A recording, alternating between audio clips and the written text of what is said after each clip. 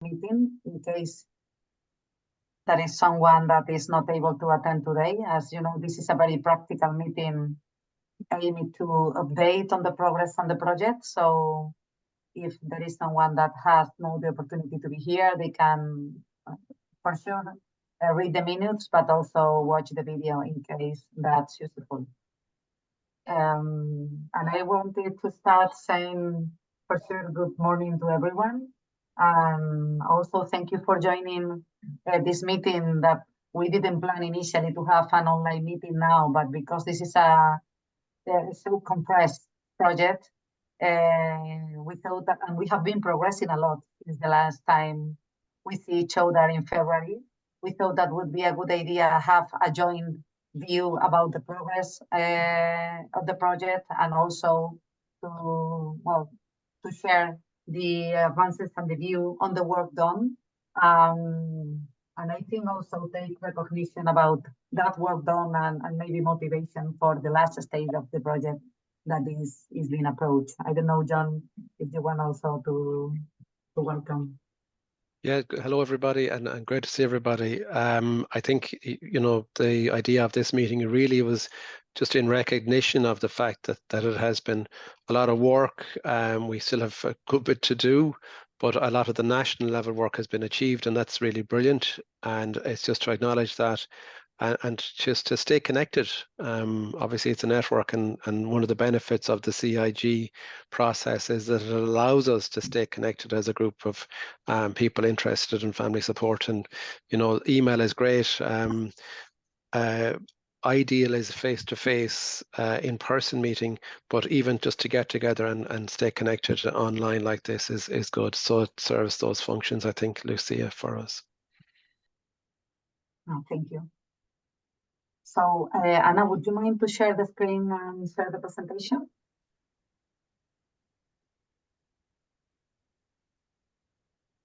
Thank you. You can go to the agenda to put in full mode. Thank you. So, as an updating meeting, you can say a lot of updating issues, generally about the project and about the work that has been progressed in both groups. And we wanted also to take the opportunity, as always we do, to update from the policy and practice group and young researcher group. Some issues about planning, and that planning has to do with this specific project in terms of our next meetings and budget updating and planning, but also to have reflection and updating on what is the EuroFam net more broadly, not only regarding this specific project. And for that purpose, we have a sustainability piece of the EuroFam net beyond the CIG project. We have planned 2 hours, but I don't think we are going to use 2. I don't want to be too optimistic, but really, I think the agenda is quite straightforward. And in any case, we won't accept that time. So I think we can start. If you go to the next one, please. So first is giving you a general overview of where we are in the project. We update already in February that you know that we are 24 countries, but we have 2 countries that are Sweden and Switzerland, that they are part of the projects, but in the advisory group role and in the working package 1 role, not, I mean, collecting information at the national level. And during this year, we had a similar situation with Malta, that it's not has not the capability to include the information at the national level, and probably we will have that situation with Estonia. And that's the reason that you can see at the end that we will be 20 countries collecting the information that we are collecting at the national level, but with a total number of 24 countries. You have there an updating of the meetings we have in front of us, and I take the opportunity to remind that our face-to-face meeting that we'll be talking a little bit more later, when we met face-to-face in Brussels, we rescheduled. So we agreed this will be 30 September, 1st October. We have notified already this also by email. But I'm emphasizing again to ask you to save the date because this is the final date where the meeting will take place.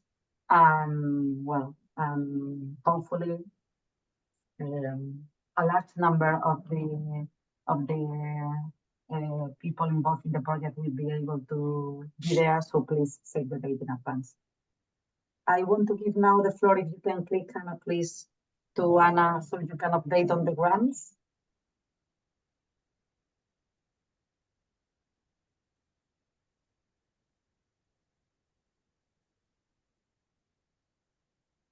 Sorry, because I didn't find the correct button to do this.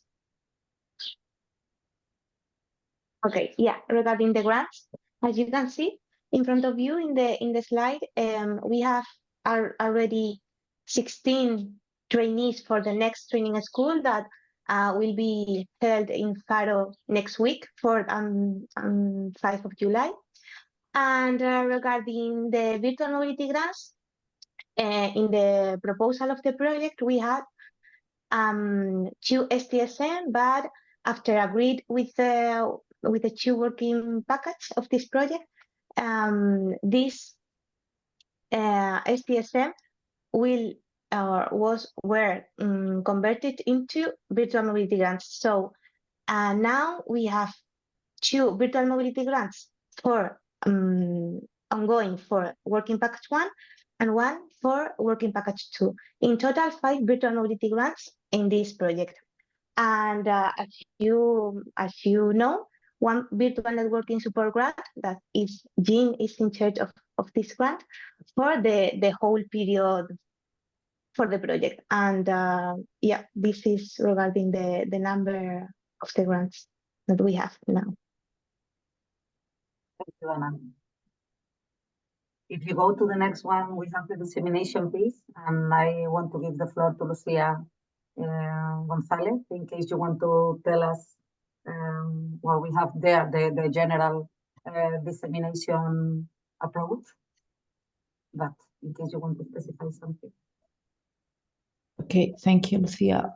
I think I have not to add anything. I continue with the dissemination, mainly in the social media about all the updates and the progress of the project, and also the different projects of other members that are in the network. Trying to disseminate also the different things that are logging in the web page. So we are using the social media, the web page, we are continuing with the ongoing newsletter, informative field, policy briefs, etc. The flyer and other things that we are trying to continue to disseminate, and also using the different cost tools that give to us to do it. Just I think is that. Lucia, I want to remark, as you are saying, that we have, that flyer of the project that some countries have translated. So again, if you want us to put your translation in a graphic edition, in a fancy graphic edition, just send us and we will do that for you. So that's also an opportunity for national level dissemination. That's interesting. I wanted also to add, and we added these 2 pieces on the right side of the slide, because I wanted to let you know that COST has asked us to present our EuroFam net as an example of good practice, because as you know, we are one of the largest networks in COST and also in the social arena. And we are the first social science innovators granted, let's say. So we were invited, and I was there in behalf of the action to present, well, how we did succeed, let's say, and how we were operating as an example of good practices. So just to mention that. Regarding the website that you were referring also, Lucia, there is a lot of updating in terms of the new work we are doing. So I invite you to go there and take a look. This is a very local, well, national example. Maybe you have your own examples in your countries, but a couple of weeks ago, our ministry here in Spain invite us to talk about the experience that we are doing with the quality assurance protocol. And I had the opportunity just to, well, to present the process we have been following. And again, I think that's a signal of success. So, and a recognition of the work that we are doing. We will keep now updating, but I don't know if there is any comment or doubt that you have at this general level about the one that you want to share, or something else to add. If I may, Lucia, Please, Orna. just to update that we are in our European project going to establish a new virtual platform of Start Learning City app. It's collect best practices of many countries that we are running together the models of Learning City, and one of them I suggest them this kind of project of EuroFam because the story of families in all over Europe, you know, it's very essential story. So after I just wonder if after you will establish this interactive platform, if we can get the model that we can also put to disseminate it in the European platform as well, or we just take the material that we have and put it in the platform. There is a kind of form that you are going to use in this kind of platform. I don't know if I am understanding well, because when I refer to the interactive platform is the website that we have already that has the external piece and the internal ones, and we have there the intranet with the possibility to feed and include information. So, and we have the toolbox with the practical tools, for example, the catalog of programs or the catalog of tools, evaluation tools, and so on. Okay. And the website was also an example of good practices that I know COST is saying, this is a good example of website if you want to use it. So I know they are naming us as an example. So if you find it's useful to have a more detailed conversation about that, that can be useful, for sure, count on us. If I understood you well. Yes, you answered me. Thank you. Yes, I will take a look, and I will, if I need, I will contact you about that. Thank you. Great. And now we are continuing with updating and giving the floor to John. And so also if you want to add something, John, about this before to go into the next slide, or. No, that's all good. We could go to the next slide.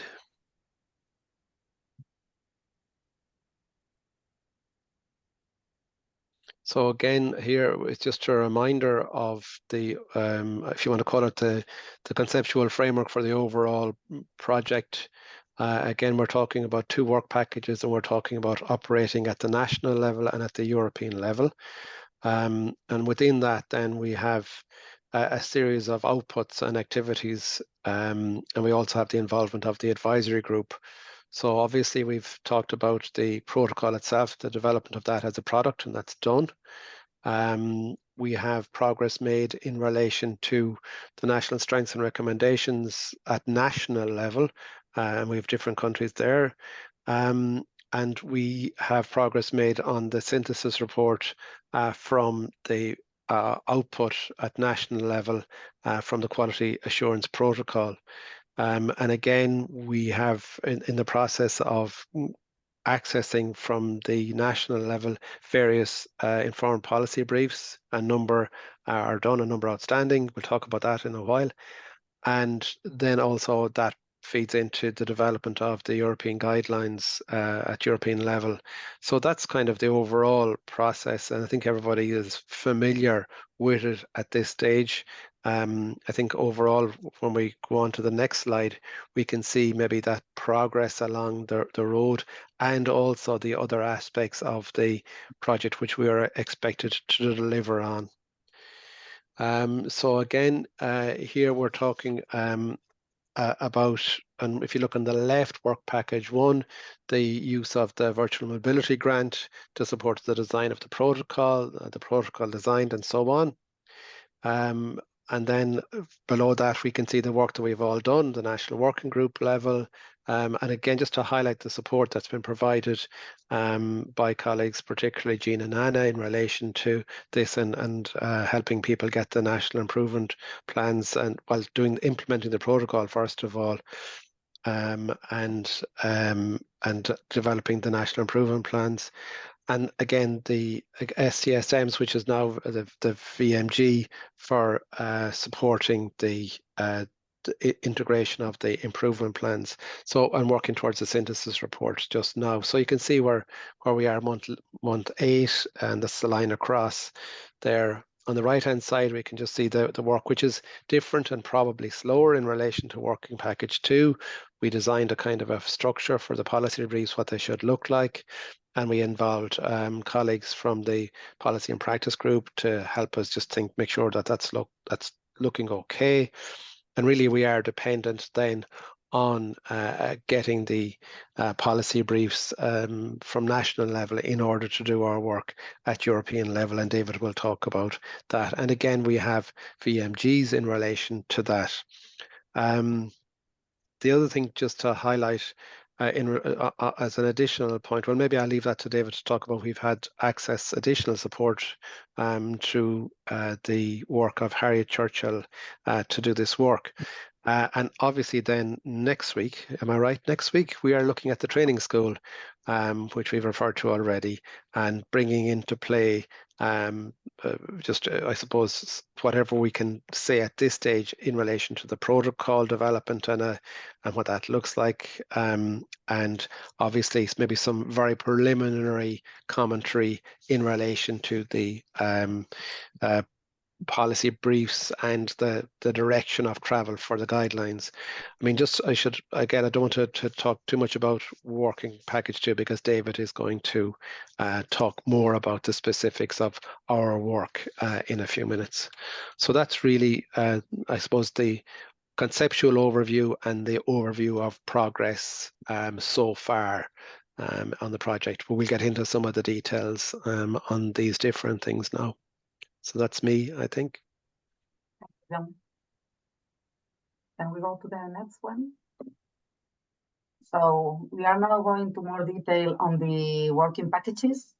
And what you can see there is for working package 1 that, we have been, so countries have been working really hard. This is what can I say? And Jean and Anna, as John has said, on this working package have been supporting, I think, the countries to progress on this work. And I want to say thank you to all the work that you have done on this regard, because I think the situation we have now is very positive in terms of all the progress that has been done. I think all of you are familiar with when we talk about the quality assurance protocol and the strengths and recommendations, because you have been as national leaders doing this work. So I think you know what we mean about that. And as you can see, most of the countries have uploaded this work. As this is subsequent pieces, because we have first the quality assurance protocol and then strengths and recommendation, and at the end the policy brief. I know that some countries that are still in progress are working jointly, because strengths and recommendation is a kind of transition document between the quality assurance protocol and the policy brief. So they are working jointly on the strengths and recommendations piece and also the policy brief. And as I told you in the initial updating, we know for sure that Malta and Estonia won't be available to provide information, but I think we are very positive in the rest of the countries that are updating, that we know we are doing the best. Not only in the circumstances of a one-year project, but also in very specific circumstances in some countries that are, very specific. In some cases, people has more support, and in others has less support. And I want really to emphasize and recognize the work that the national coordinators have been doing here, because in these months, we have not been meeting as an European group, but at the national level has been a lot of work behind. So thank you for that. And I'm sure that the lessons will be really very, very important at the national level, but also at the European level. And I include here a note about the deadline. You know that we had our initial deadline, I think was May, if I'm not saying wrong. But as we are in an ongoing communication from Jean on this regard, there are still some countries that are, that are about to update the information. I will kindly ask you to do that next Monday, if possible, if you have something missing, because as I will present in the next slide, we are already working on the synthesis report. To do the European level numbers, we need to include the information jointly. So we are progressing on the country level information, but we need all the information to have that European level picture, and also with the purpose of updating in the training school that, as John presented, we will have next week. Can we go to the next one? So I want for sure, just let me know if you want to comment anything at any step, okay? And I will stop and we can discuss in more detail anything that is needed. We wanted to take the opportunity to update you on the synthesis report structure that we have been working in working package 1. And now is the occasion to say also thank you to the members of the working package 1, that you know that we're working hardly before Brussels to have a draft for the quality assurance protocol. But after the meeting before Christmas, we were working about Christmas, let's say.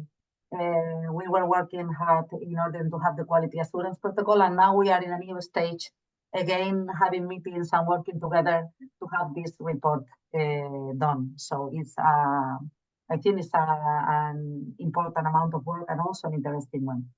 So as you can see here, we will have a general introduction that I can update you that we have progressed on that, because as Maria Jose presented in our last meeting, we have progressed on the definition on the 3 systems and also on the components that are relevant on those systems. So we have progressed considerably on that regard, and also in the principles that has to do with those systems. So even we have to work in the introduction, that is quite developed at this stage.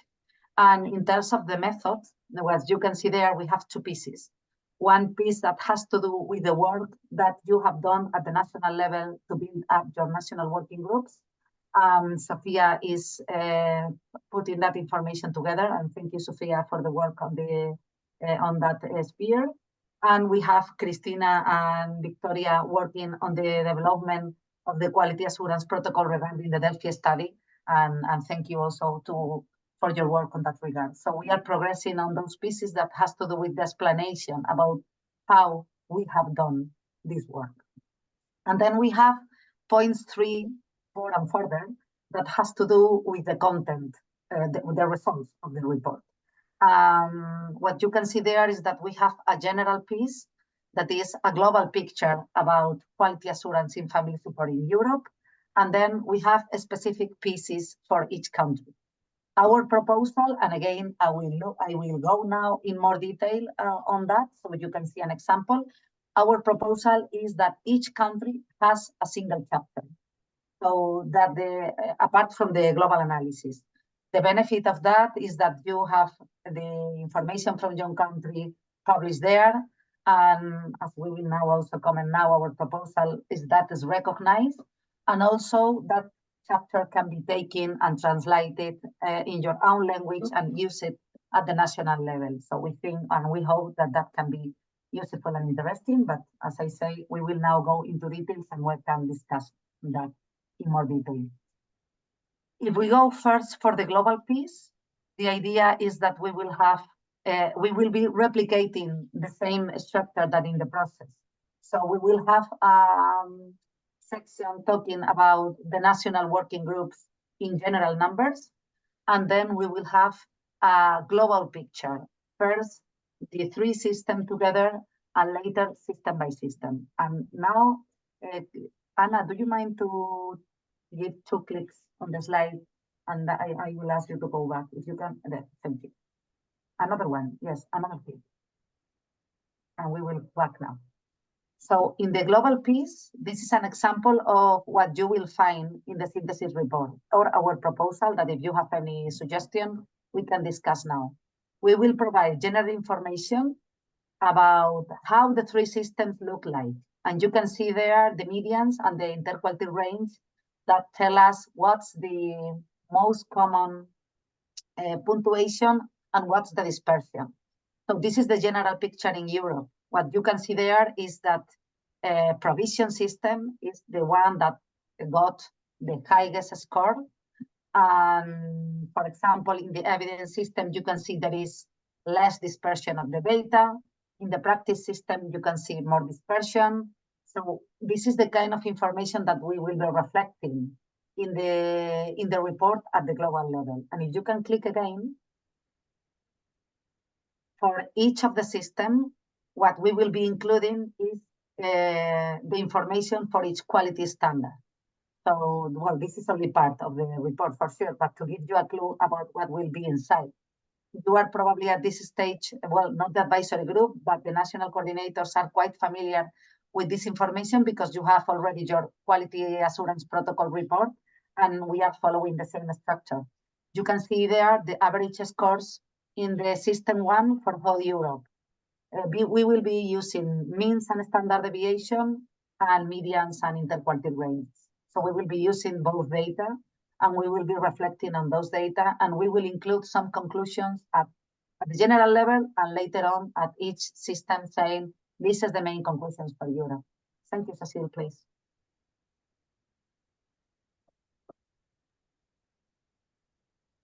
Can I ask something? Sure. We are now looking at the results of the quality assessment tool, but I wonder if there was any time to evaluate the tool and the work with the, to evaluate the tool and the work with the and working with the tool in the national groups. Yes, we will go later on that. Thank you for that question. In terms of the tool itself, you know that we follow the Delphi process, so that's a quite of guarantee of the robustness of the tool. But in terms of the implementation, we will go now on that. Okay. Thank you, Cecile. If you can go back to the previous one, Anna. Another click back. Thank you. So that was just an example to give you an idea about what's going to be included in the section 3. So we will be including the general information, the global picture at the European level. And as Joanna will comment later, now is the opportunity for the policy and practice group to have also a reflection about the information we are including in the synthesis report. And the other relevant pieces of the report is the information at the country level. So on that regard, we will have the first section that is the national working group characteristics and the process for discussion, and then a summary of results. And what I will ask Anna is if you can click 4 times, I think. I will go back later. Okay, so this is an example of how the characteristics of the national working group at the national level will be displayed. We won't be asking you to do that work. We are doing this jointly from working package 1. So for sure we will ask for your review in case you find any mistake or something you think should be expressed in a different way. But we are not asking the national working groups to do more work on this. Our idea, as you can see there, is to present the information in the most graphic way possible and in the most summarized way possible. So we will have this information about the national working groups. Then we will have the same kind of graphics I present you at the European level. We will have those summaries. And if you click again, Anna, then we will have the protocol results and strengths and recommendation results. There is okay. Thank you. So at the end, we are not presenting the full chapter because it's impossible to see in a slide. But I don't know if this helped to give you an idea about how the national chapters will look like. So it will be a first section explaining the national working groups and the process. And then we will have a general summary, a kind of similar graphic I present, and the protocol results and strength and recommendation report. So if you go back, sorry for going forward and back, it's difficult to have there and stay there. This is the kind of a structure that we are suggesting, and now is time for discussion for sure. And our proposal is for the country level chapters, and this is an important aspect that we want to hear your opinion because we were discussing about this in Brussels, is to have the contribution recognition in the chapters. So our proposal is to have 2 levels of recognition that can appear, for example, national coordinators, and the name of the coordinators, and contributors, and then include the names of the people from the national working group that have contributed to do the chapter. So that's one aspect that we wanted to discuss. I will finish the slide and then we can open the discussion. And other things that we wanted to comment is that we will include information from the strengths and recommendation document at this stage before summer, but we won't have time now to analyze the qualitative data because you were including information about experiences of success or recommendations at the country level. And I want to thank here Gamze, our colleague from Turkey, that she has a student that is coming to Spain this summer for an Erasmus internship, and we have suggested that he maybe can do some progress on the qualitative analysis. So that's the idea. So our proposal is to have a first draft of this part that I am presenting today before summer and see what we have from the qualitative data and complete the report after the country. As working package 1, our idea is to present this synthesis report, and later on we can discuss about producing academic papers from there. But now our commitment is to produce the report and no burden with the tasks. And once we have the synthesis report, as I say, the idea is that you have the chapter that is your chapter with your information, your contribution, and as I say, you can translate, upload, and disseminate and do what you want to do with that for sure. So I don't know if I'm very clear on this because it's clear for me in my mind, but I'm sure that you may have doubts, comments, and also I would like to hear your view about, well, the proposal for the structure and this idea about the authorship. So maybe we can stop sharing here and have a discussion about this. Anna, if possible, if you can stop sharing now, because then we can see each other better, I think. Thank you. I don't know, first maybe John, if you want to add something about this, or Maria Jose, and then give the floor to other colleagues. Not really, Lucy. I mean, just to highlight kind of from a methodological point of view that, we will be including, a pretty clear commentary on the nature of the data that's been collected, and what is it that we can infer from the data that's available to us. So in other words, that we will talk about issues of validity and reliability. And again, just to say, there are strengths and weaknesses with what's been done. But if we frame it this way, which is to say, prior to implementing this comprehensive effort, we knew very little. We know something now, and I suppose it's just to be clear about that, and not to neither to undersell what it is that we've got, but not to oversell and to overclaim. So I think there'll be a good bit of attention to those questions of reliability and validity and the meaning of the data within the synthesis report, and also in terms of when we get to the policy guidelines, articulating that also. So no, that's as much as I would have to say, Lucia. Thank you. Maria Jose, I don't know if you want to add something also. Well, I think we have to just try to be very careful. For instance, in the quantitative piece of the survey, we have used, as it will show later on, is kind of Delphi study, which is a well-reputed system to guarantee that this qualitative approach is well supported then by the coherence, by the consistency, by the relevance, etc., judgments that have been put into test in this selfie study.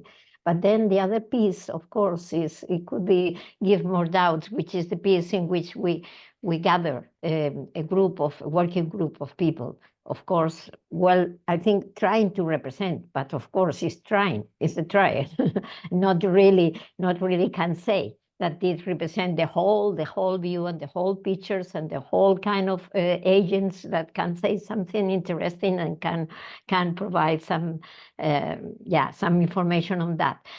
Just an exercise of approaching this sort of community view or comprehensive view, but it goes further than the typical system of going just sending online without any kind of previous selections. This kind of people has been somehow represented or searched for at the national level, knowing that we are looking for sectors, looking for different roles, looking for different fields, and even sectors is what's a difficult matter that we try to surface as much as possible. But I recognize, for instance, going to justice, going to education, going to social service, etc.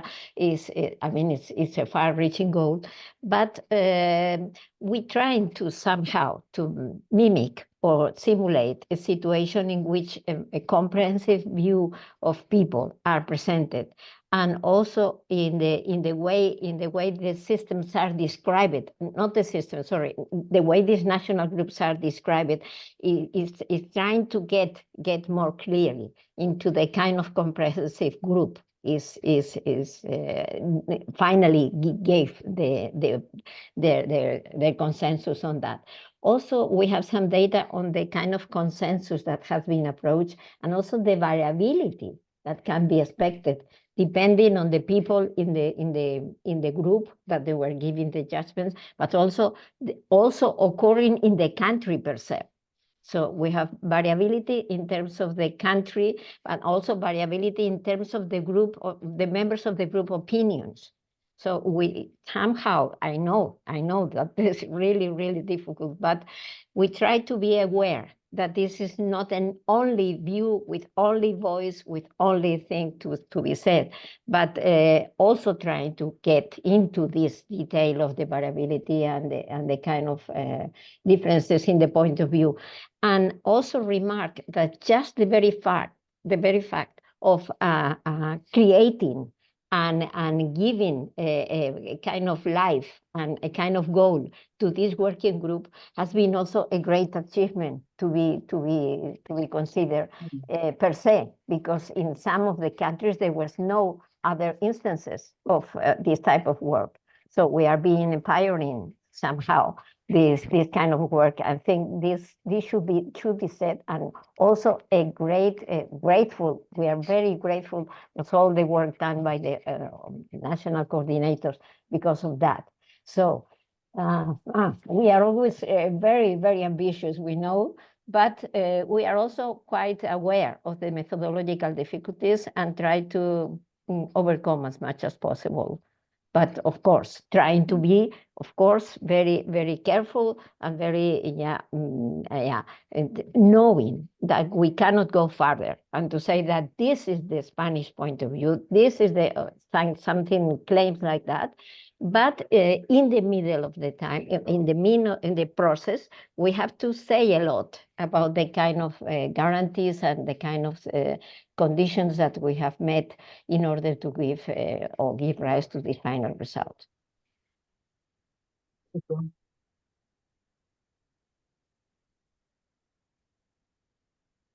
I don't know, for the people that have been less involved in the development of the structure of the report, if you find interesting the structure, and how do you feel about this idea of having country level chapters, and including, and give the ownership to the national coordinators and the group of those chapters, apart for any other aspect that you want us to discuss, for sure.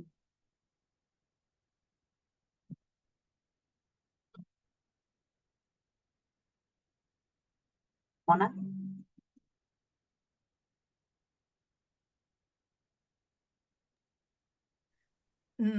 Thank you for providing us with this information, Lucia and John. I would like to share a reflection, and I have a question. Is that okay now? Yeah.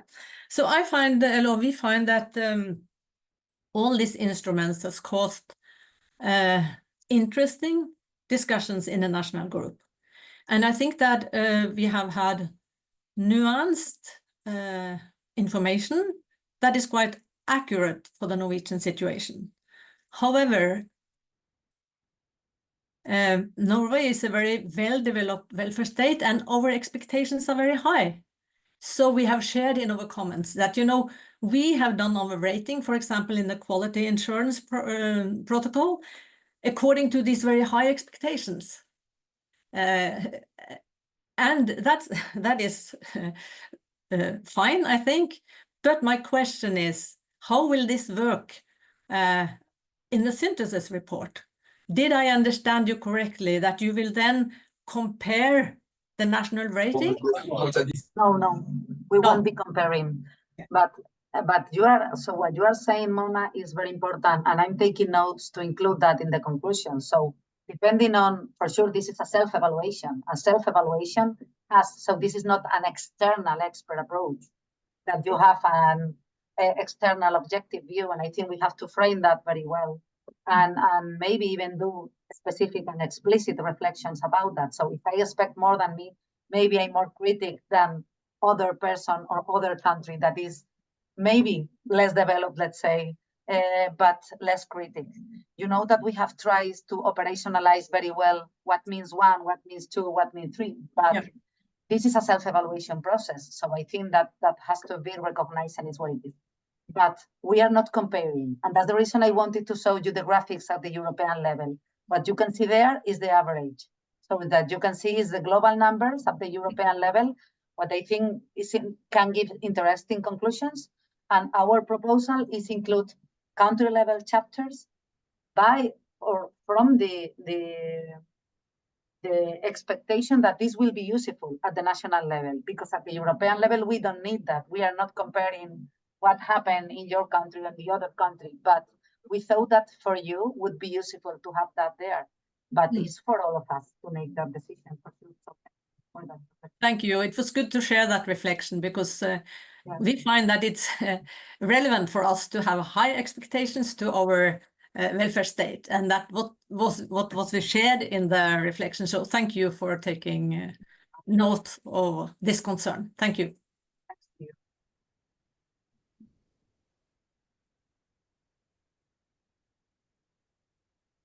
I don't know if there are other comments. Is there anyone that has, well, we will ask this also by email when we share the draft, I think, but if any country has concerns about naming the contributors in the chapter, well, we will send for your review, so you will have the word to say agree or not agree. But because this was a matter of discussion in Brussels, just to be sure that that's okay, and if there is any concern, we can see what to do in that case. Please, Cecilia. Thank you. Yes, so we agreed with the group to make it a group authorship, not to mention everybody on its own, but I think we can still look at that. I just want to say that I very much agree with the previous comment, and also with what has been said before. I think for us, the most important thing of doing this, as I may say, exercise, is that it gave a very good view of all the things concerning family support. So the tool is very thorough. It shows all the different elements that family support concerns. And the interaction with each other on that was very good. but we did have some issues that the tool was very difficult to fill out because the definitions, there was some debate on the definitions. It was also difficult to get all the sectors. And this, reflecting on this, I think it would be good to think about who we should consider to fill out this tool. Because we aimed also to get local professionals involved, because we thought we want, the community approach. But for the local professionals, it was difficult to really look at the more abstract level. And they were not always aware, or they might, they might look very critical because of certain things they are doing on a micro level. And then, so for me, I think it's for us in the Netherlands, it would be good to think about if we can use this tool like every year, then it would be also more meaningful. And then to start to think of who should fill it out. And that needs quite a lot of preparation time to prepare the right groups and the right people, and then to continuously do it. Then it will, it will be more stronger. So thank you very much for all the efforts that everybody did, and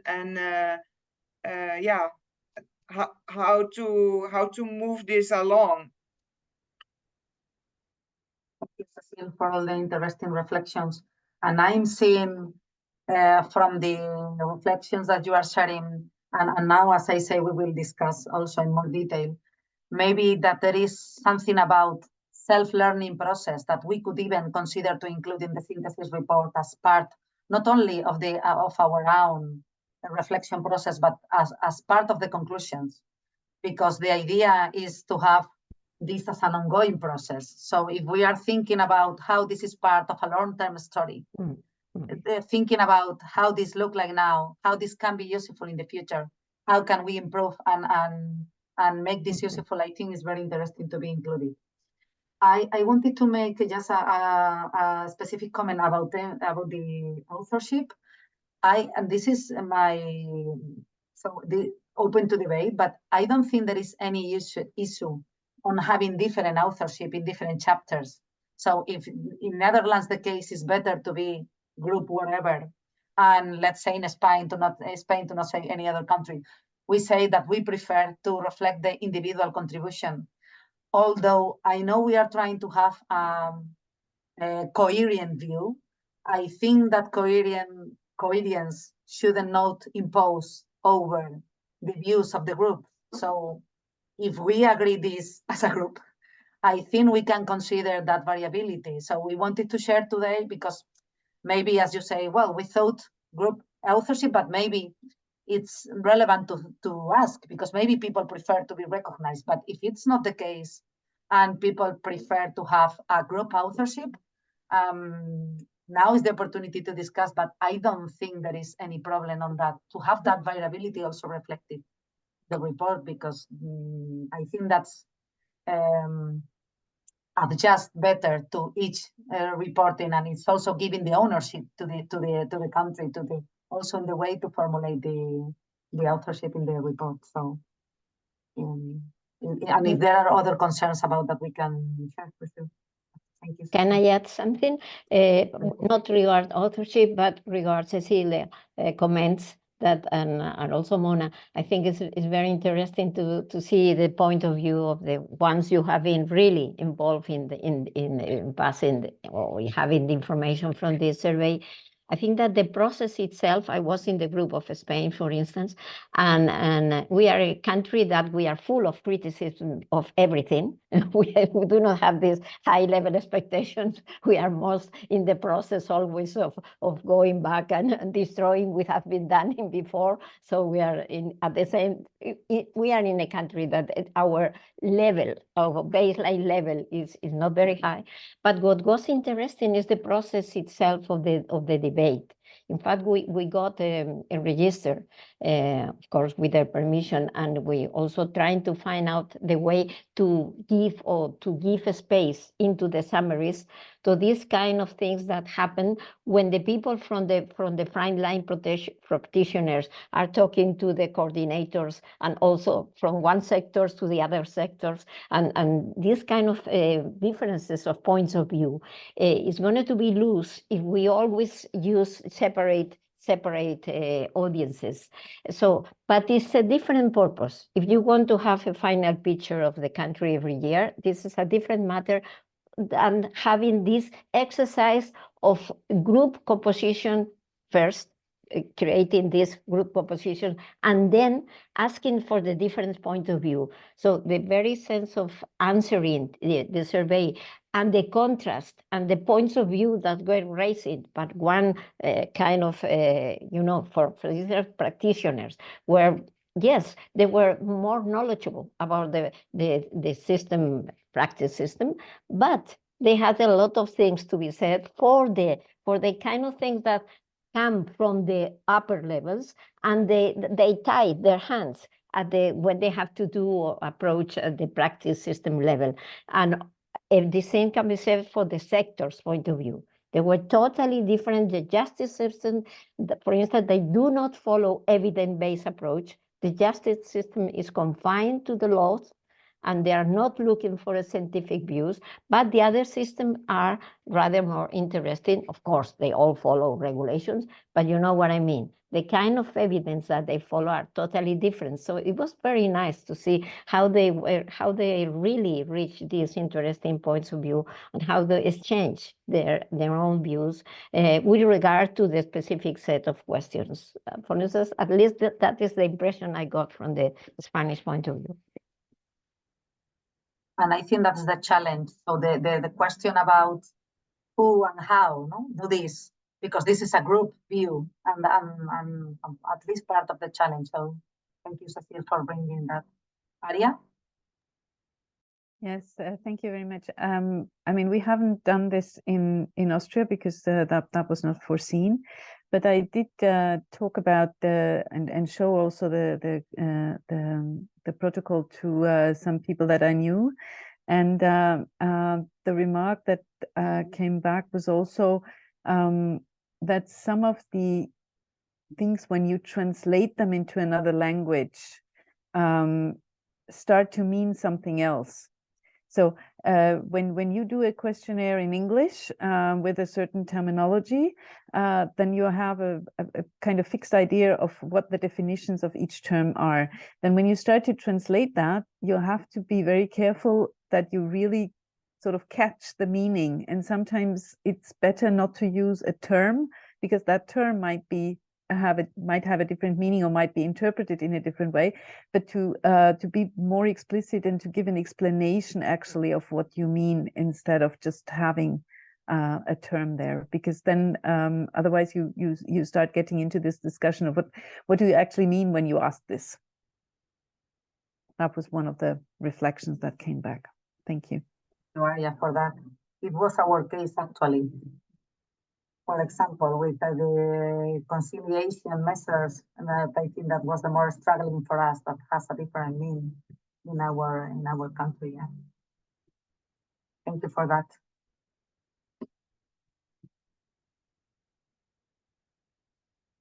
If we don't have more comments at this stage, I think actually the next slide, if you can go back to sharing, Anna, is about the national working groups process. So I think we can extend even the discussion with this.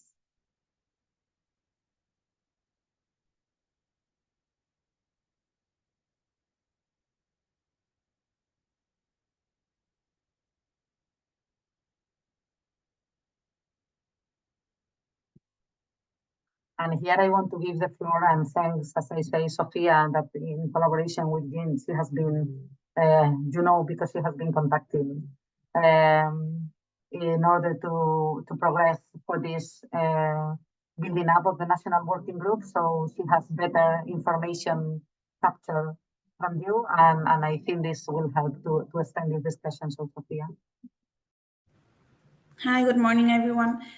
I don't know if I have much to add because you have already commented most of the things we were thinking about. So that means that we all had like or shared similar experiences. So that's a good thing.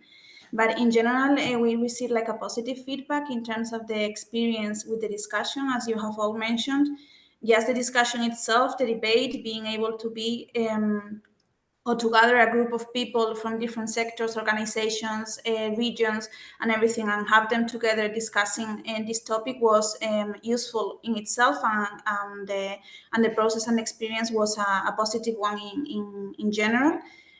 Also, as Maria Jose mentioned, just the process of thinking who needs to be there, no? And Cecile, I think, also mentioned it, like who needs to be in these groups and who can provide this information. So just doing that exercise of thinking about who are the experts in our country that could give this information from different perspectives. I think that was also a useful thing for most countries.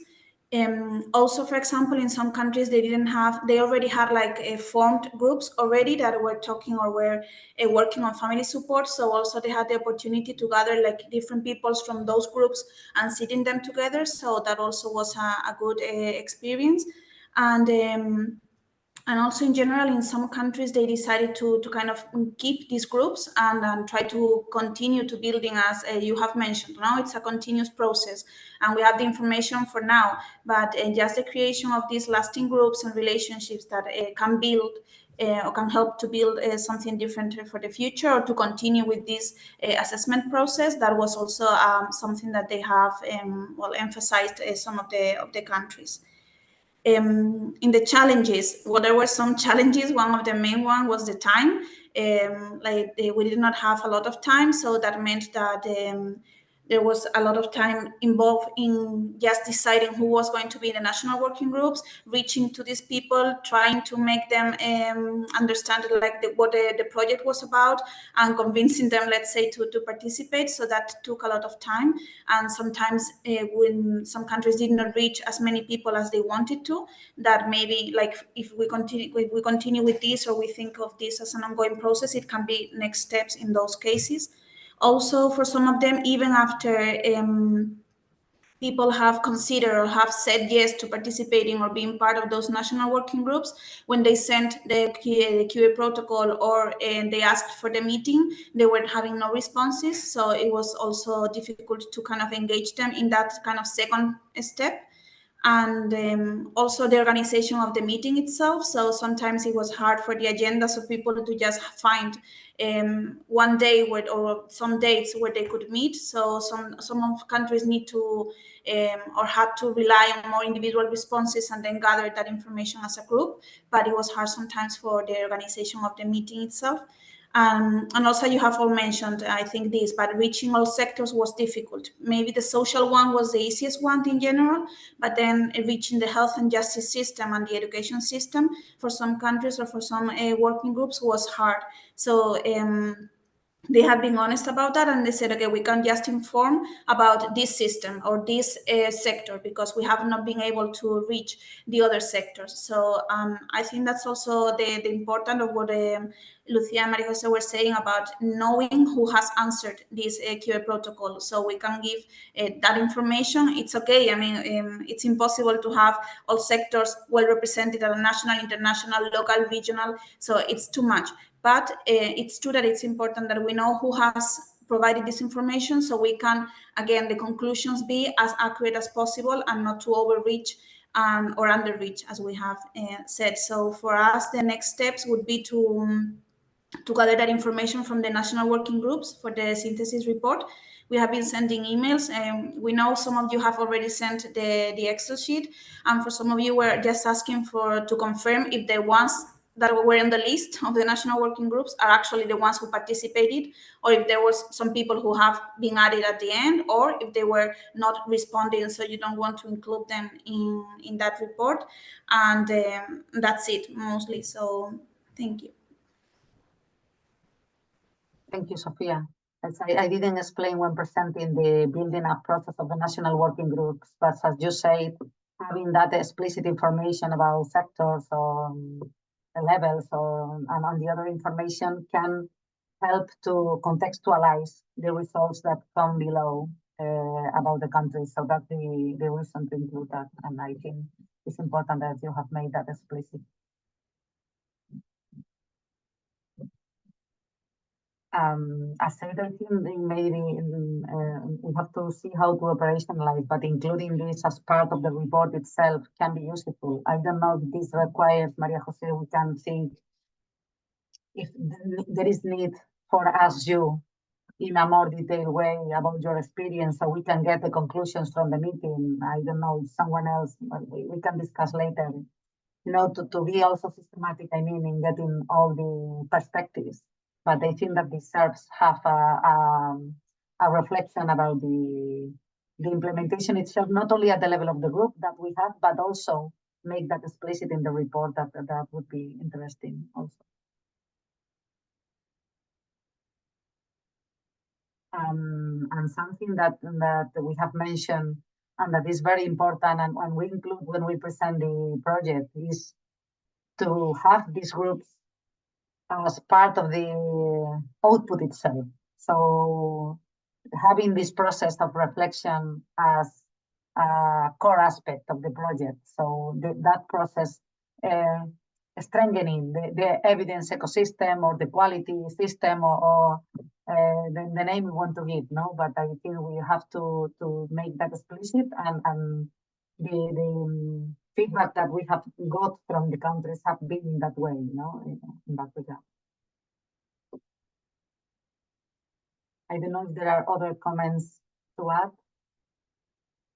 or reflections, experiences, suggestions.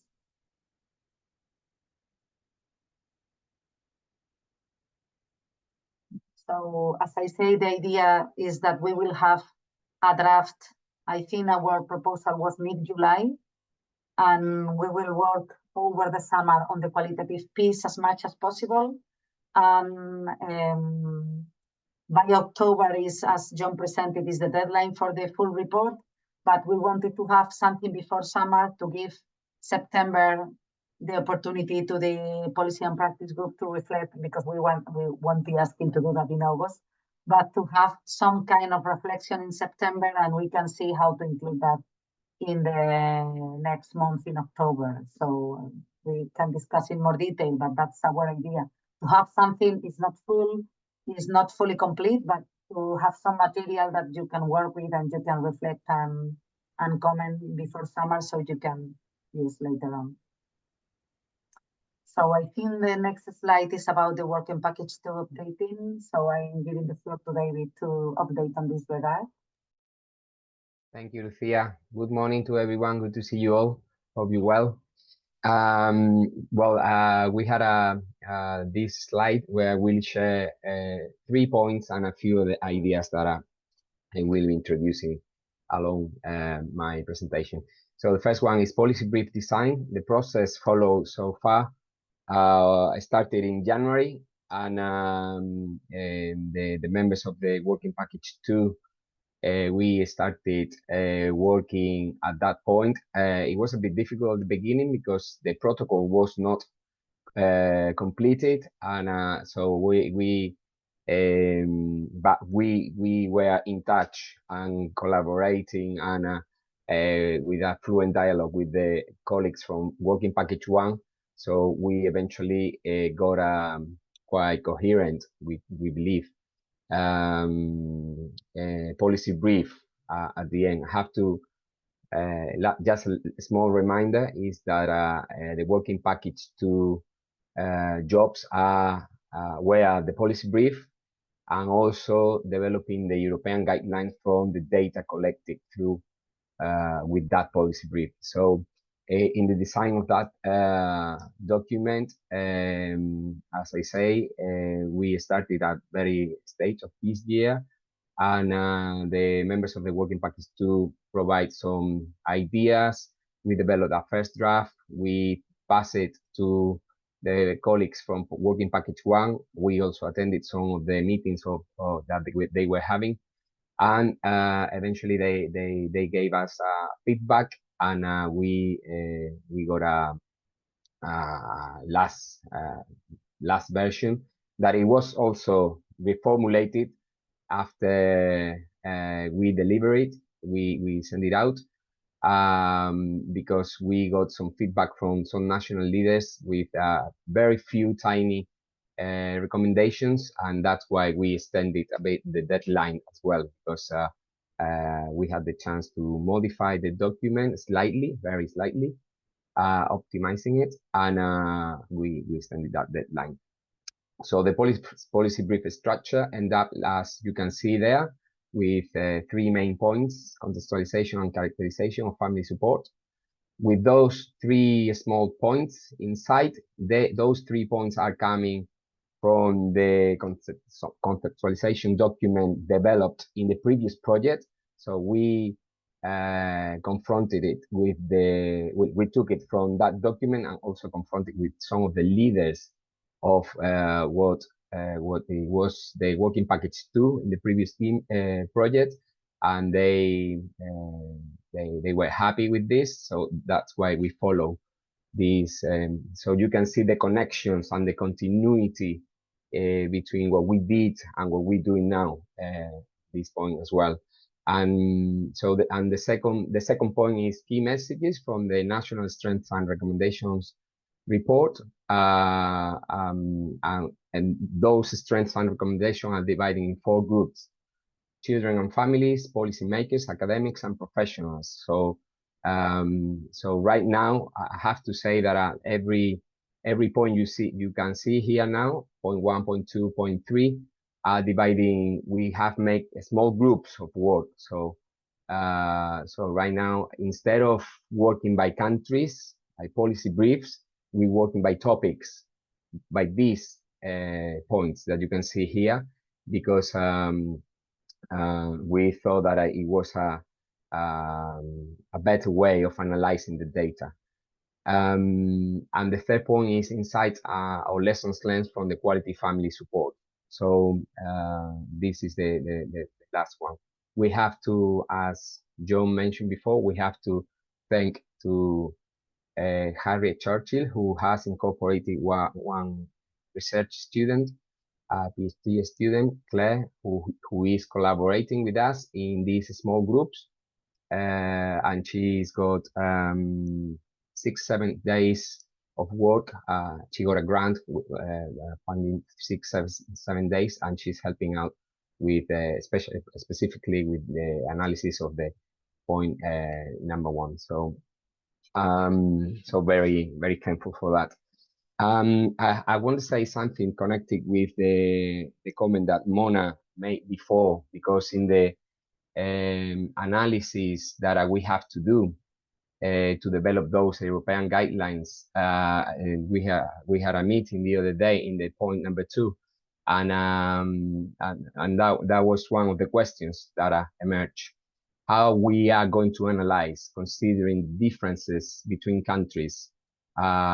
And it's very clear, the data is showing the differences between, for example, the countries in the north of Europe and some of the territories or areas, because of the welfare system, traditions, and some of the things. So we reached to this idea that we can't compare. The idea is not comparing.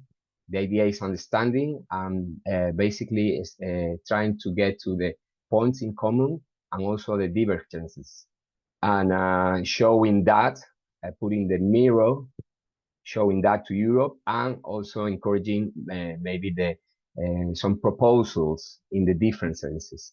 So that's what we were discussing the other day. In that sense, if that could help to what Mona you said just before. Well, we are right now in the process of analyzing this data. We do recognize, it's been said already, but we do recognize and acknowledge the work in the national working groups, and especially the national leaders who've been working so far, all of them. So we really appreciate the job done and what you're doing. So thank you so much for that. And in the working package 2, we still need some policy briefs. So please, we need those policy briefs as soon as possible, because as you can see at the bottom, the policy brief analysis in that pinky color, it needs to be done in the summer. So right now we are missing quite a few policy briefs, and we cannot make the whole analysis as in the way we want it, we need it. So we had a handicap because summer is just there and people is going on holiday. So we would appreciate, if possible, if you could send us the policy briefs of the countries missing as soon as possible, because in September we will have to develop the European guidelines as well, or maybe earlier if possible, and also pass it to the advisory group, the policy and practice group, for feedback. And in the 30th of September and the 1st of October, we'll have to do the presentation of it in Brussels. So there is not much time. We know, and again, we recognize the job that everybody is doing. But if possible, please send us these documents, because there is not much time in that sense.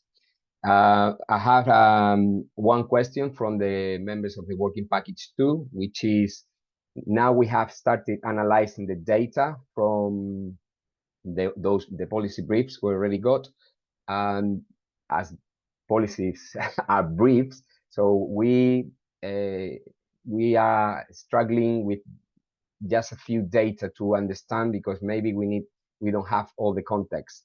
So some of the colleagues were asking, and we passed the question here, if you don't mind, we'll try not to disturb anybody, but if needed, we may contact the national leaders needed in case we don't understand some of the ideas in the policy briefs. Is that okay? That we'll try not to disturb anybody, but if we don't understand what you actually mean with that sentence, because they're very brief and we limited the number of words for the expression of those ideas, if you don't mind, we may contact you. We'll try not to, but we may to do so. Is that right?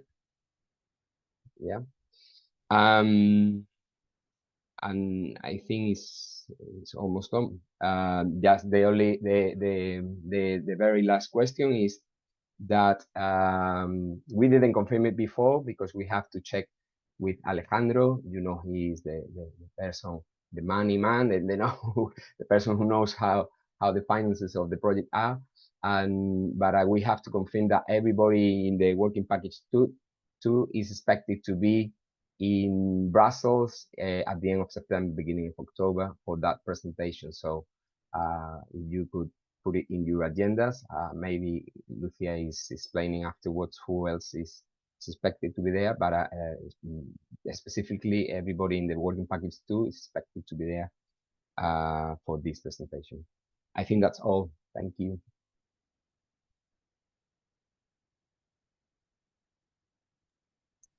John, I don't know if you want to add. No, that covers it. I think that's perfect. I want to say thank you because this is a process. You are in the second part of the process, what has some advantages, but mainly more challenges. So thank you for that, because you have to wait for the first pieces to be done, and that's extra work for you. And I'm sure that the conclusions are going to be interesting. So first, having that policy brief format, I think is going to be very useful for at the country level. So those documents themselves are going to be very useful because are, how do you say, digitalized? I'm not using the proper word, but well, are translated to several to general population language. So that's interesting, and also with the format and everything. So, and also the European guidelines. I think that relevant conclusions are going to be there. So Nevenka, sorry, you have your hand up. Just appeal, since we are very tight with the time, because working group 1 extended the planned time, and we don't have a space to expand the time for working group 2, and there is a lot of job. Just one appeal to send us policy briefs as soon as possible as a result of your efforts. Since without that, we just cannot finish in a planned timeline. So please do your best. It will not be a perfect document. Neither one is. That is a process, and we should learn from this process, and maybe lesson learned could be from organizing this kind of process in very short time could be one of our conclusion in reports. Please send us the briefs tomorrow or maybe day after tomorrow. Thank you. Perfect is enemy of good, isn't it? Thank you, Nevenka. Do we have more comments, questions for working package 2 or reflections to share? So then we can move to the updating from the policy and practice group. From the last time we saw each other in Brussels, we have communicated this by email that our colleagues Andy that have done a tremendous important work leading the policy and practice group. Thank you for that, Andy. Your signal about making a real impact in children and families' life is there and will be forever. And we know we will keep counting on you. An example is that you are here today. So thank you for that. But in this stage, this was discussed at the policy and practice group, and I will give the floor to explain that. This has been a proposal to coordinate the group, and Joanna Schema is taking now that role. And thank you, Joanna, for taking the leadership and the taking the glove. That's what we would say in Spanish. I don't know if that makes sense in English at all. So I don't know who to give the floor now, because I don't know if maybe Andy want to say something before we give the pass to Joanna, or how to do that properly. So.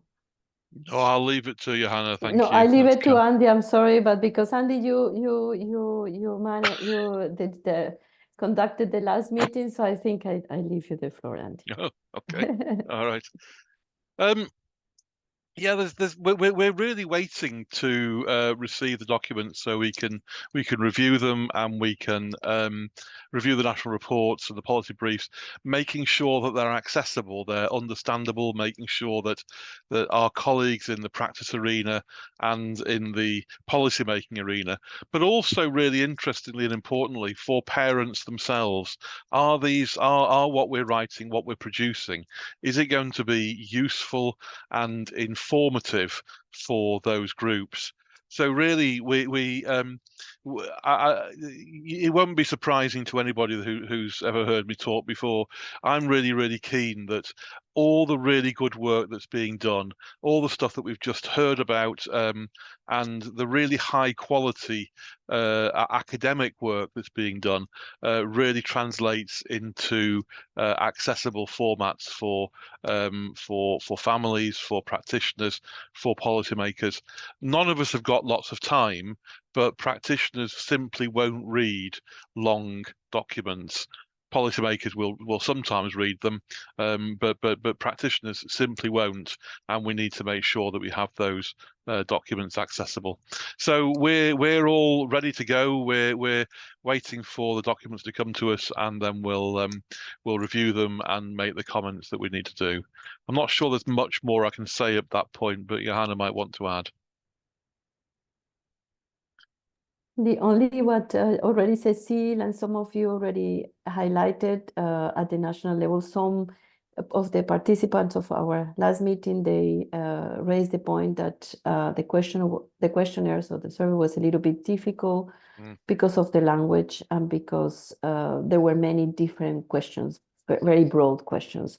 But our general view and idea consensus was that, and everybody expressed it at the time, that it was that it is important to follow these conversations at the national level, to engage in these discussions. That, I mean, I don't know if if all these working groups at the national levels have the time to engage in, and maybe to reiterate that we are there to represent the voices of the parents and their families, and that they are able to be canalized in what we are doing here. I think that's maybe, yeah, but and to thank you a lot for all your work, Andy. I took it because you asked me for that, but I think, I mean, I'm not planning to replace you, to put in the same glove that Lucia was giving me. I understand this in Spanish, it's the same, but maybe for nobody besides the Spanish speaking people, we understand it, but, or the same shoes, but, and I'm happy to see you today, Andy. Thank you. It's nice to be here. Thank you.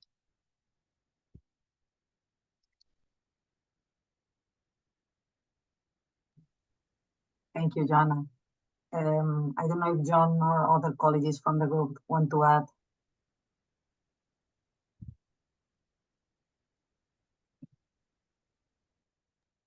I don't think we've had a public forum. So just to say, Andy's communicated about his position in relation to involvement in the network, and particularly the leadership side. So just in this public context, I just want to add to what Lucia has said, and just say thanks for all of the contribution thus far, and again reiterate the key message that you bring to us and that we need to put central to our agenda, which is this isn't about careers, it isn't about anything other than trying to make a genuine difference to children, young people, and parents and wider families. And that's the message we have to keep on. So even if we keep that as your legacy contribution, Andy, if that isn't too grand a thing to say. Well, that's very kind, John. Thank you. As long as we keep focusing on the children, that's good. That's good enough for me. That's great. I want to give the floor to other members of the policy and practice group that maybe you want to add or elaborate or comment something else.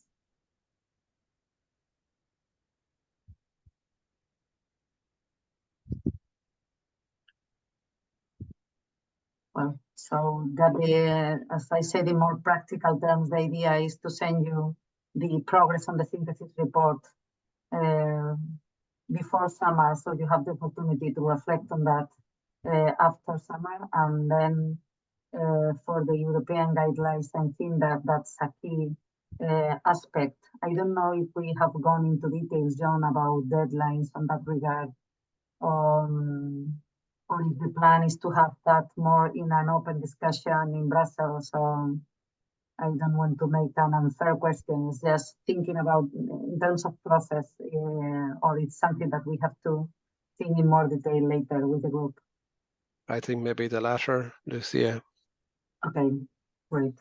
So it's just a reminder to myself and also to the group that we are thinking about the contribution for the policy, the European guidelines. That is an aspect in which I think the policy and practice group has experience, and I'm sure has a lot of contributions to make.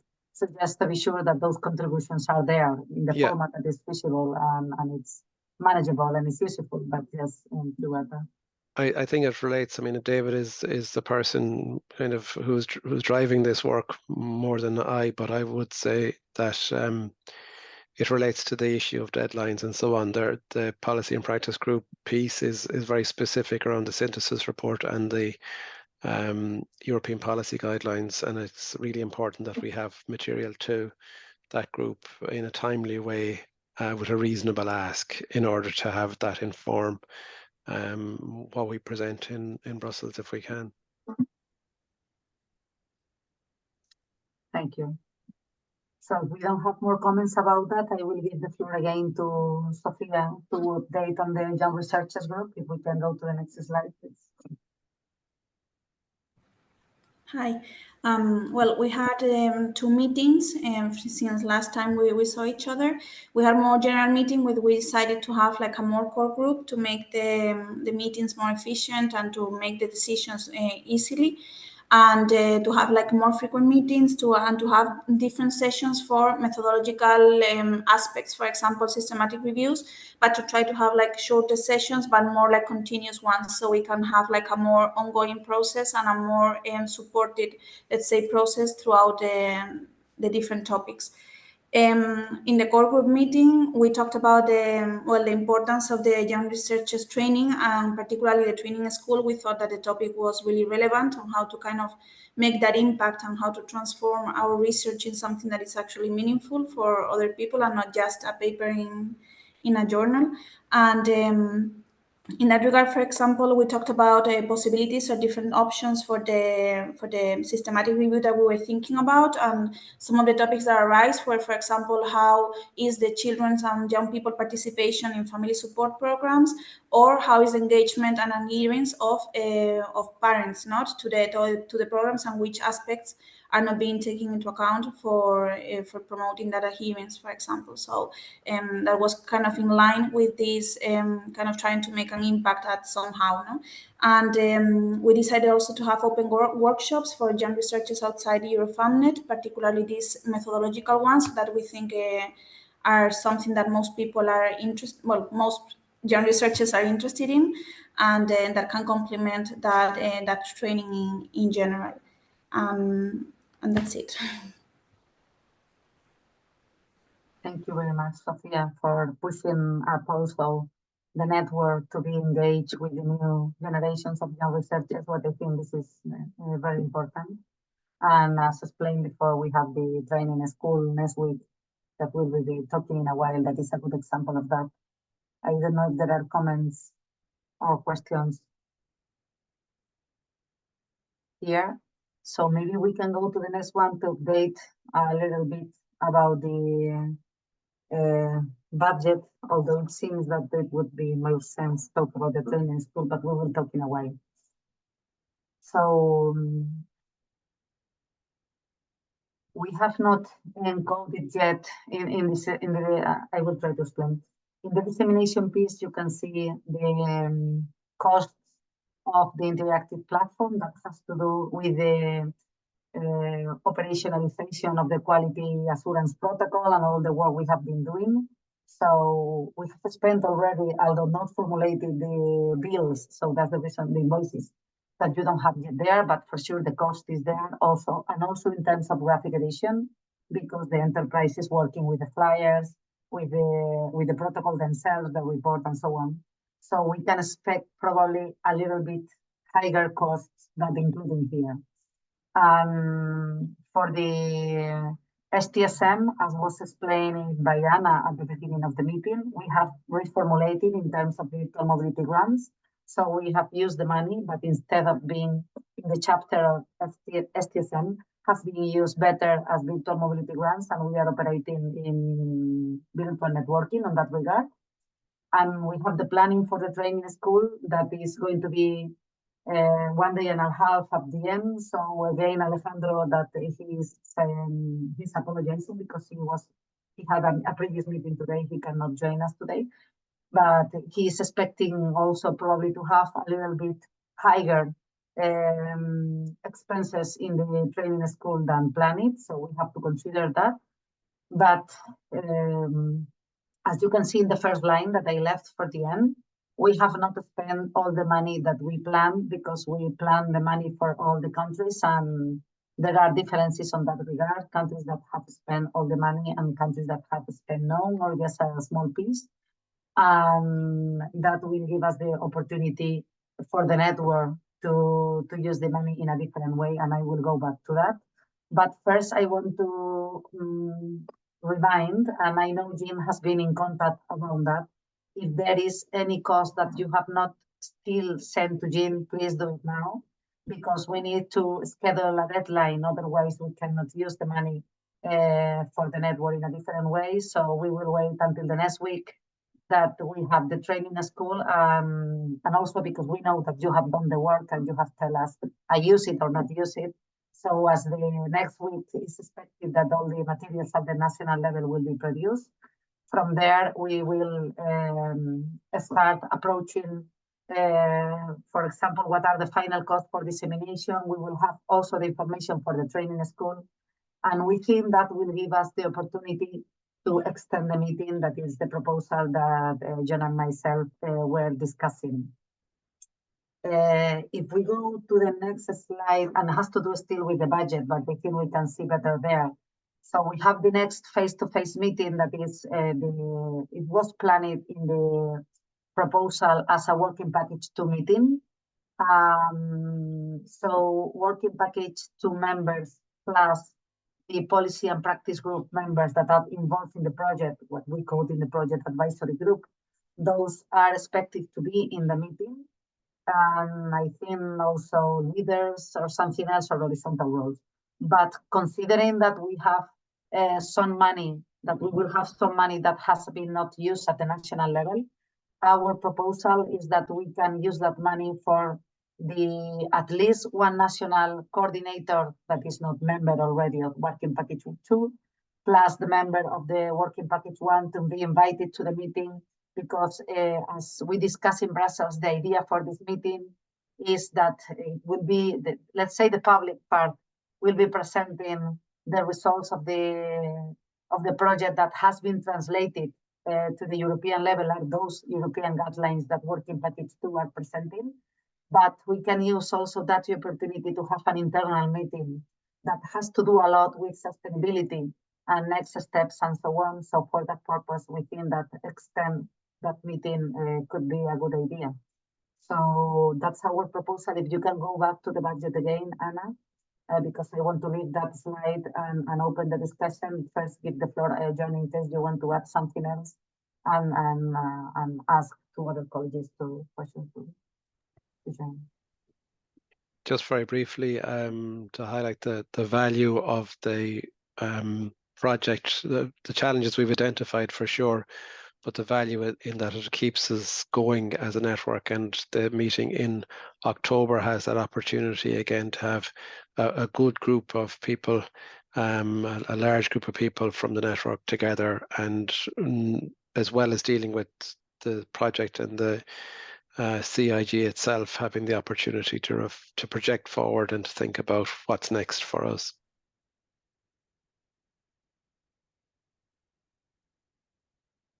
I don't know if there are other comments, suggestions, doubts. So if you go to the next slide, I'm still on the topic, Anna. The idea is please to save the date of the meeting. And we have not started organizing the meeting itself. We have the dates, and we will try to progress on this before summer as much as possible. And once we do the numbers with the national costs plus the edition costs and everything, and the training school itself, we will see what's the capacity for invitations. I think, and I don't want to be optimistic, but I think, as I said, at least one national coordinator plus, for sure, the working package 2 and advisory group, and possibly working package 1, we will have the opportunity to be there. So I'm asking to book the date in case we are able to materialize this. I hope so.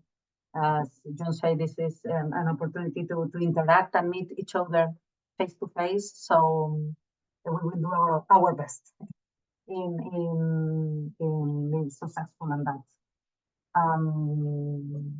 And also to tell you that we will do our best in planning.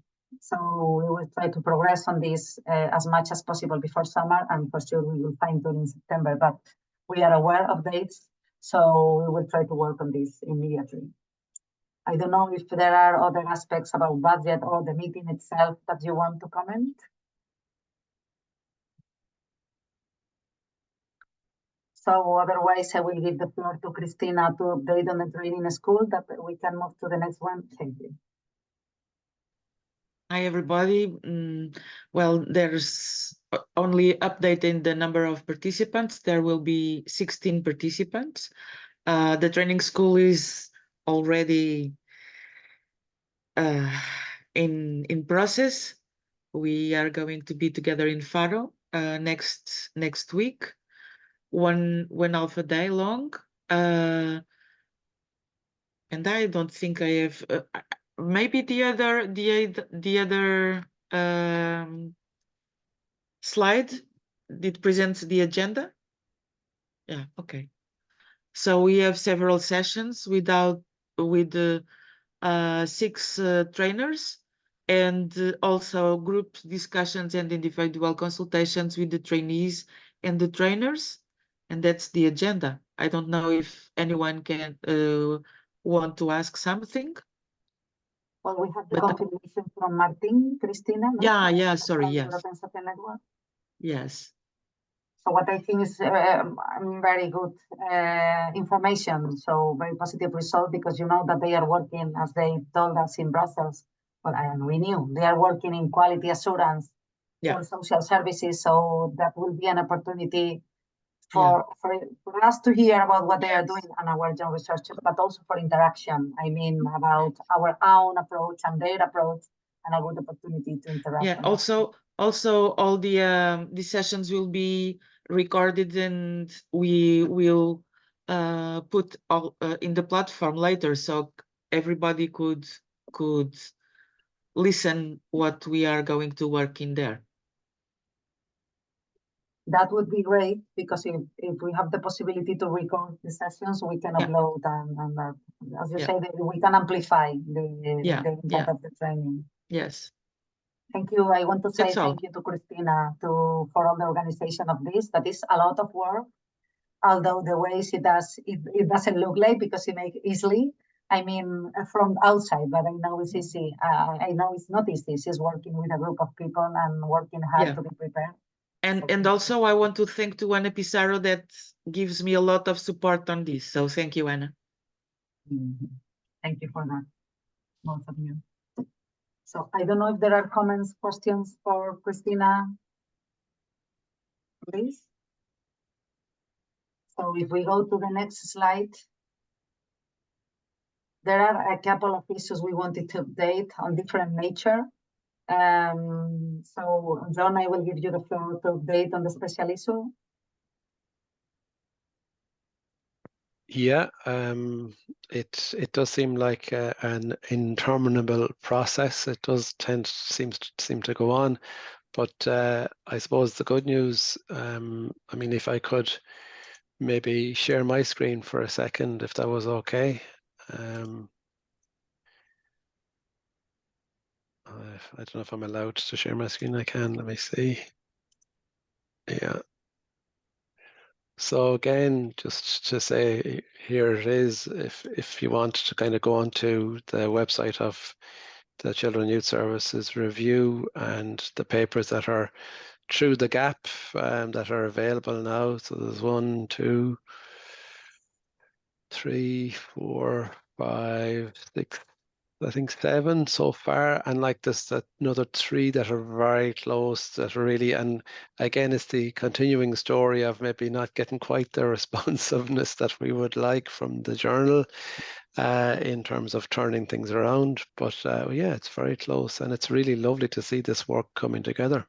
And as I said, it's just a nice thing to see this list of really high quality work that's been rigorously assessed on family support that comes from this group. And I just think we should all be proud, even if you're not directly involved in individual papers. This is the work of everybody, and it's really, really exciting. And I think it's a statement of, I suppose it is a kind of a baseline. If we can keep at this work for the next period of time, we have a very strong baseline that we can go back to in terms of some of the questions, and it's a platform to develop and to get more in depth into various aspects of the work. So yeah, I think it's really positive, and hopefully some return to the work that's been put in by colleagues, academic colleagues all over Europe. Thank you, John, for the updating and for the work on that regard. I don't know if there are comments or questions from colleagues on the special issue.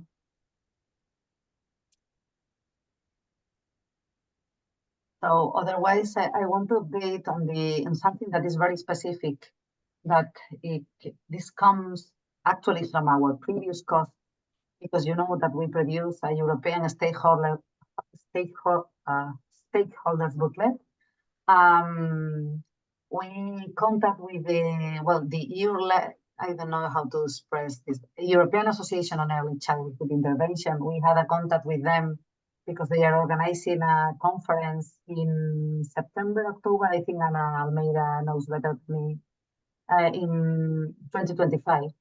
So because of this contact, we realized that they were not in our toolbox in the booklet. So even this is not a deliverable from this project, so we don't have to approve the, as we were doing in the previous course. John and I thought that this would be a good opportunity just to share this. When we were there to update, so to agree, if we agree together that this is a relevant association that should be included in that toolbox. Doing that, we realized that we have to change RAN Europe representative. And also we realized that the European Parents Association that was included in the previous course just as a stakeholder was not included as a member, and Haria is here, they are a member of the project. So our proposal or our reporting on that is that we will be uploading this information in the system, and we thought that as we had the opportunity to have this meeting, would be good just to have this sharing and agreement together. I don't know, Anna, if you want to say something else about the association, that new association. I think you know better than me. Yes, Early Aid. Thank you. Yes, Early Aid is an association, European association, dedicated to early childhood intervention. And the current president of Early Aid is my colleague, Ana Serrano, who has been invited, and from the last project that she knows about EuroFam Net. I've been telling her, and also now she has a more active role in the national working group. And we hope, as as is the idea and desire of the wish of getting working on a more consistent group, and we hope to develop this collaboration even further. But yes, Early Aid is they are it's some the instance of being a European association gives them some a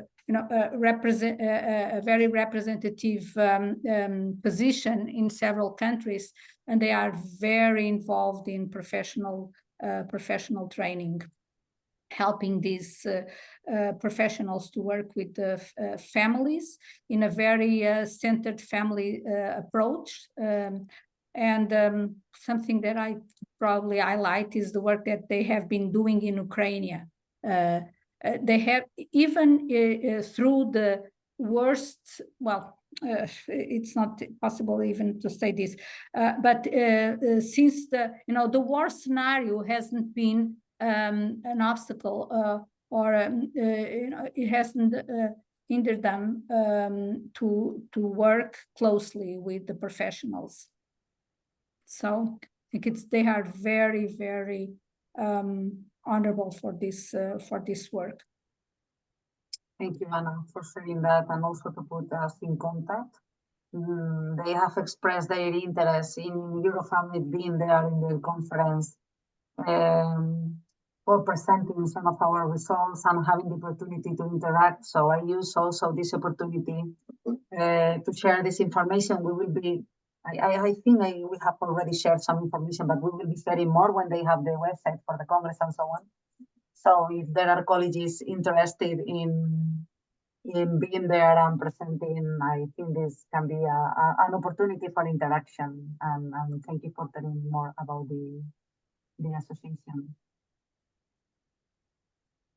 So if we agree on this, we will update the European booklet. I don't know if there is anything else to add on this regard.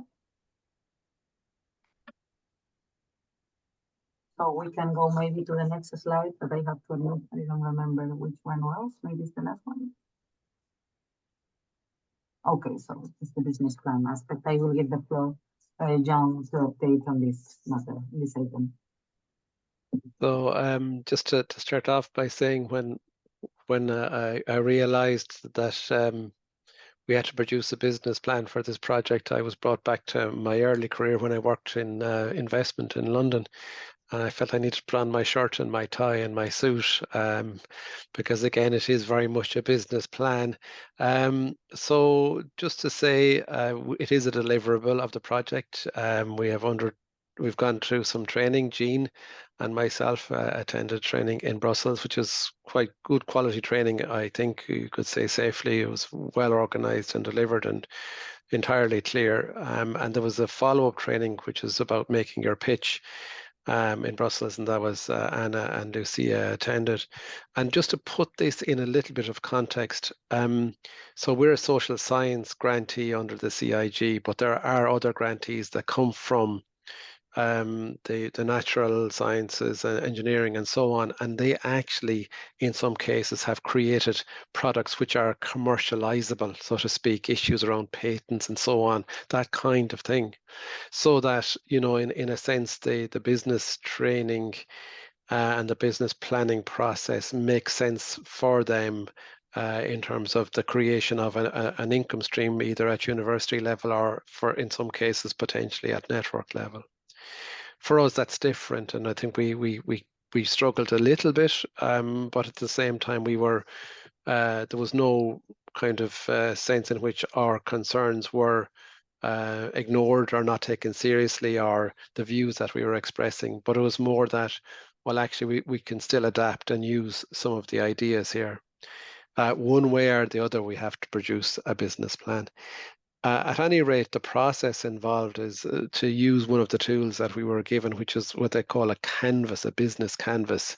And it's just a whole detailed set of information around things like market and all of this. So we've been working on that in our own terms or on our own terms in ways that make sense to us. And that's kind of drafted at this stage. And then we have a business plan, which is almost drafted following a template. And again, I suppose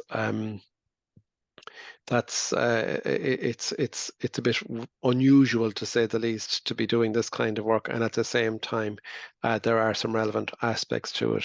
But either way, we will meet a consultant, which is part of the process, on July the 8th to progress and get feedback on this business planning process. So as I said, the business planning model is not fully applicable. It certainly is not. But what it has been helpful to us is actually to push along the question of sustainability and to ask some questions about who we are, what we're doing, how are we constituted as a network, and what are the, if you want to call them products, but what are the outputs that we are producing, who are they for, who are the people we want to get, who are the people we want to send and to use our products, and these kinds of questions, which are all reasonable questions and sensible questions.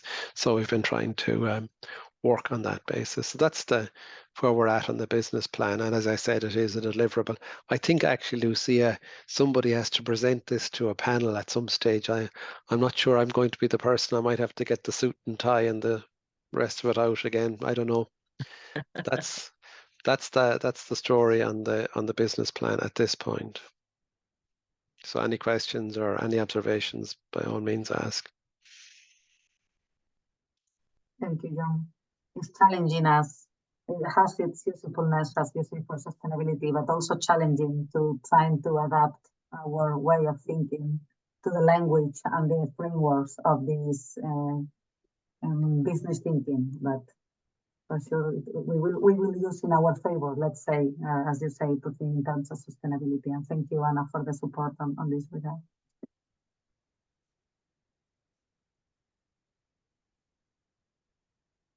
So if there are no comments on this, maybe we can move to sustainability. Yep. And just to reiterate, I know that their names have been mentioned all the way through, but I mean, Jean and Anna have been fantastic on this work, and it would not be possible to do it without them. full stop. This is just a quick reminder where we were last July in Madrid, and really we are still have this idea and still have this intention around a structure like this for the future. These are the areas that there doesn't seem to be any reason to move from these, but just to have these in our mind. What we've added in, if the original slide in Madrid last year didn't include workforce development or broad the teaching and learning dimensions, whichever way we want to describe that, that will be part of what we do in the future.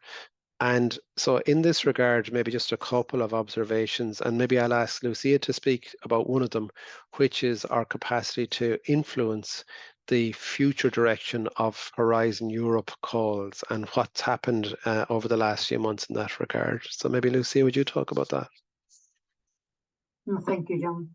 As you know, because we discussed this in Brussels and we have contact later on by email, well, as a COSACTION, we had the opportunity to make some influence on the specific topics that are developed for the Horizon Europe strategy.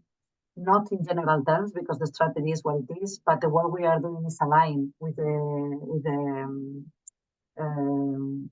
strategy that the Europe want to follow in terms of research. We have not been that as much successful as we would like to be for this 24-25 call. And I had some interactions with some of you that has had some contacts with the national coordinators for the Horizon Europe. But we are positive that for the next call in the next topics, that is our working period 26-27, we will have maybe more capacity to influence. So as I did in Brussels, I want to make a claim again for you at the national level to contact your national coordinators, not the cost one, but the Horizon Europe, that depending on the size of the country, sometimes are the same one or sometimes are different, because you know that this is a country level decision. So, you know, the senior committee of senior officials have country representatives. So if they bring in their agenda, family support is something that we should include in Horizon Europe, we can make a higher impact. So I'm, on this regard, I'm repeating the claim, let's say, because we had, well, I don't know, some influence, we can say, for this working program 24-25, but I think we have the opportunity to be more successful for the 26-27. I also want to make a note that they are struggling with the dates because of elections and so on, and our colleagues that are based in Brussels, probably they have the same feeling with other frameworks. So I think that that explains part of the rushing for this period. But as I say, I hope that we will be able to influence better in the next one. For the working program 24 and 25, I think it won't be a topic that will fit perfectly the work we are doing.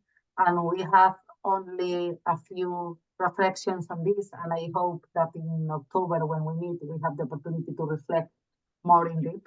But that, so our feeling, and I mean, just John and I discussing about this, is probably if we go to this working program for a project, we will be maybe deviating to a very specific topic. That doesn't mean that there is a group of colleagues that are interested in presenting there or being there that can be useful. But so also this gives us I think I'm hearing myself. I think Jean maybe is in your audio, I'm not sure. Sorry. So I don't want to just give me a while because I think I have to.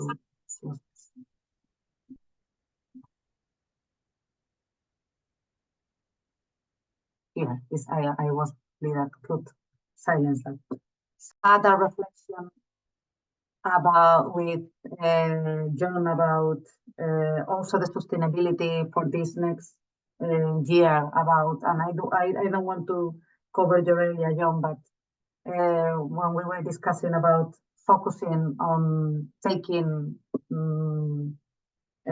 better impact from our previous results, that seems to be part of the spirit for the next year, but I'm sure you will talk more about that now. So just on the Horizon Europe piece specifically, that the idea is try to influence as much as possible our national coordinators for Horizon Europe in order to have a stronger topic for the working program 26-27. And once the 24-25 program is published, we can discuss again and see if we can fit or not. And I'm for sure inviting people to think about this opportunity that can be good for anyone in the group. So I'm sorry, I was a little bit distracted about the recording and everything, so I don't know if I was clear in my explanation. No, I think it was clear, Lucia. I think the opportunity, I think it's just to let colleagues know that this is a very specific opportunity that has been created for us at in the Spanish context, but it is something that we should consider and be looking to for us all to seek to influence the future research agendas. And as Lucia said, although what we know about the next call, which will be from April, May next year, it doesn't seem to fit directly onto a family support agenda by any means. It may be that colleagues, see things in it, and we are still trying to encourage maybe that family support focus in the topics that are being mooted. So I'll keep going, and then we might finish and come back for questions on this. So the other point to make, and this is some good news, which is that, and it just relates to what Lucia mentioned about our outputs. We, and when I say we, Lucia and I were contacted by a representative, a consultant who was representing what would you say, probably a funding structure, which is interested in the work of EuroFamNet. It has it's called the Tanya's Dream Fund. It's TDF, and it's funded through the Oak Foundation, which is a very large foundation operating in Europe, to our understanding. And what they were interested in, and they liked the work of family support. Now they work in Bulgaria particularly, but they at this point have asked us to come back to them with a proposal for support, with the view maybe in the first instance for a short-term support, with the view for maybe a longer term, as in 3 to 4 years or whatever. And I think the kind of intention at this stage, or the sense in which we are interpreting, is to do something with what we've done already, to actually begin to formulate and to reformulate, redesign, and get the optimum use out of the resources that have been created across the first iteration of EuroFamNet, but also obviously what could be done potentially with the quality assurance protocol. So that's where it's at, and it's like everything, it arrives at a time when there isn't time to turn sideways because there's so much to do. But we, at this stage, myself and Lucia we haven't even met to think about what process we might adopt in responding.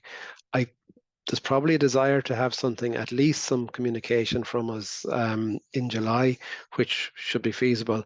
Whether or not there's enough time for us to generate something that would be of a quality that reflects feasibility and other issues, and our intention, and also is owned by EuroFamNet, is a moot point. I'm not sure that's feasible, but that's the good news. So it is good news, and it is interesting that in terms of what we are doing, there is an awareness of it, number one, but also a recognition that what we have to say and what we have done could be useful in terms of influencing policy and practice across Europe.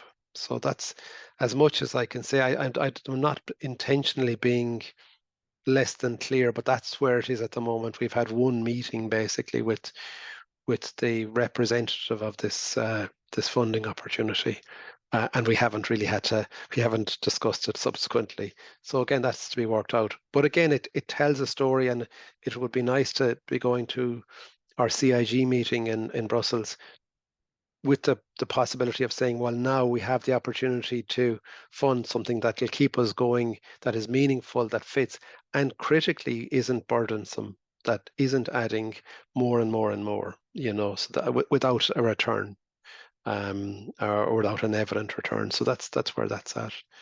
And again, final point, the sustainability of the network will be on the agenda in September, October. And we will hopefully have some concrete next step actions coming from that. So that's me. That's as much as I have to say. So any questions or thoughts or comments?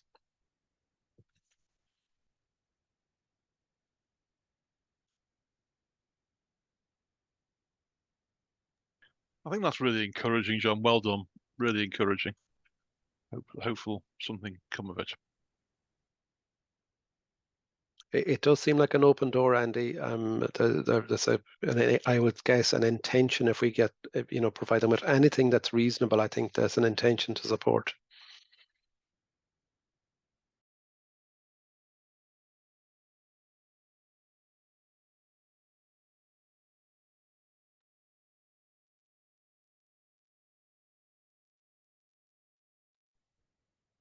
I think it's very good opportunity to expand the impact of what we have done and reflect further on that and so on.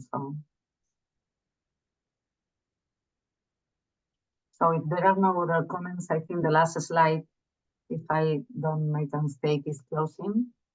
So even I say we won't need 2 hours, it's 2 hours and 6 minutes now. So I was optimistic. It seems I was optimistic.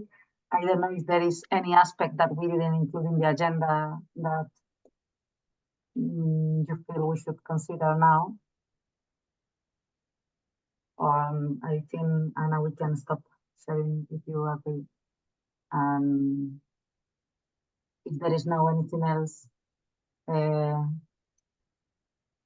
we can stop here. And these 2 hours are a good example of all the progress that we have done in a year, as we said at the beginning of the meeting. So thank you everyone for the work done, and hopefully we will have the opportunity to meet by the end of September and see how to keep going with this idea of trying to expand to practitioners, to children, families, and policymakers, all the work that we are producing.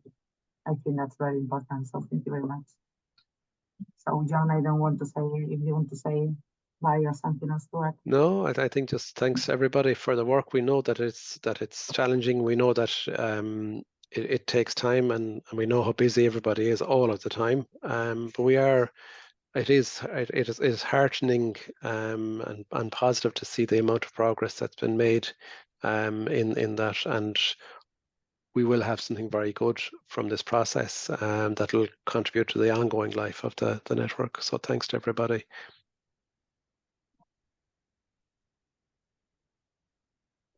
So. Okay, so we can stop here. Wish you a nice summer for those of you that we won't see in the next weeks. And I hope you enjoy and rest. Thank you to everybody. Thanks a lot. Thank you. Thank you very much. Thank you very much. Bye-bye. See you next week. Thank you. Bye-bye. Thank you. Thank you very much. Bye-bye. See you.